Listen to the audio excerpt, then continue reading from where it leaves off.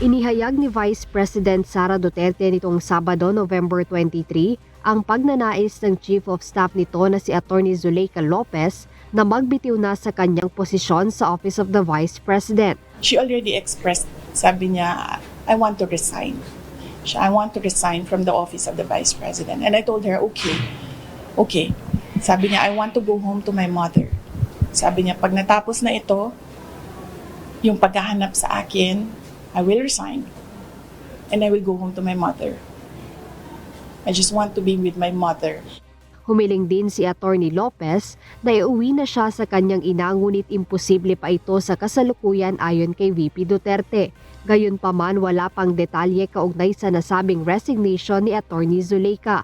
Binanggit naman ni VP Sara kahapon, November 24, nang muling makapanayam ng media na nais lang din ng kanyang Chief of Staff na matapos ang partisipasyon nito sa mga hearing ng Kamara. Wala naman siya sinabi pa. Kahapon lang naman yun na-discuss at sinabi niya na gusto niya tapusin na niya yung part niya sa hearings niya, ma-discharge na siya doon sa hearings, lahat ng tanong sa kanya tanungin na ma-discharge na siya and makauwi na siya.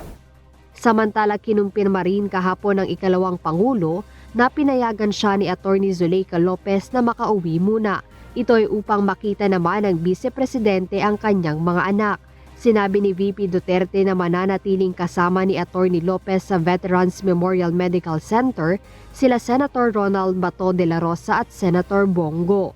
In exchange for me, Senator Bongo will stay with her. So sabi ko dalawang ang sasama sa kanya. Dalawa pa rin ang sasama sa kanya, si Senator Bato de la Rosa and Senator Bongo.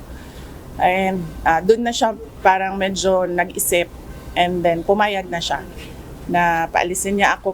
Ayon din kay Senator de la Rosa, ito ay upang maibsan ang trauma at takot ng Chief of Staff na maulit ang nangyari sa detention facility sa House of Representatives noong Biyernes, November 22. Yung pagka-traumatize niya, andyan pa rin. Para bang wala siyang tiwala na pag-aalis kami, baka kukunin siya at dalhin sa Women's Correctional. So yan yung takot niya. So dito lang muna kami, samahan mo na siya.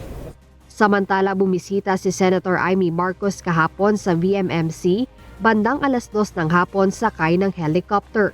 Sinalubong siya ng kapwa senador na si Senator Bato de la Rosa na nag-escort sa kanya papunta sa kwarto ni Atty. Lopez. Hindi naman nagbigay ng anumang pahayag ang senadora sa pagbisita niya sa ospital.